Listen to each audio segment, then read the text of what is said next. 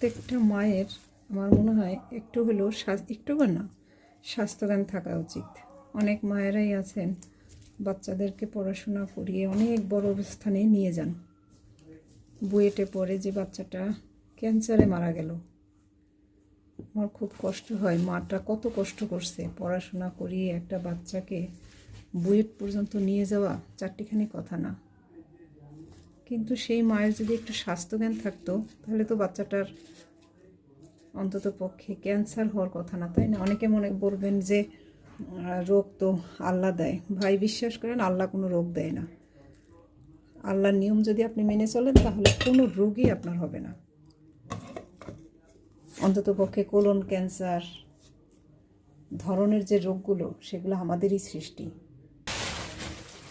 মায়েদেরকে অনুরোধ করব, ছেলে মেয়েদের পড়াশোনা করাবেন, সাথে নিজেরা একটু স্বাস্থ্যজ্ঞান নিয়ে বাচ্চাদেরকে হেলথের উপরেও একটু গুরুত্ব দেবেন।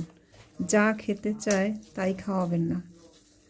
আপনার সন্তান যখন অসুস্থ হয় কষ্টটা কিন্তু আপনারই হয়। আর যদি পরিণতি ওরকম হয় মৃত্যু পর্যন্ত, একবার ভাবুন তো। ঈশ্বর রক্ষা করুক প্রত্যেকটা মায়ের সন্তান।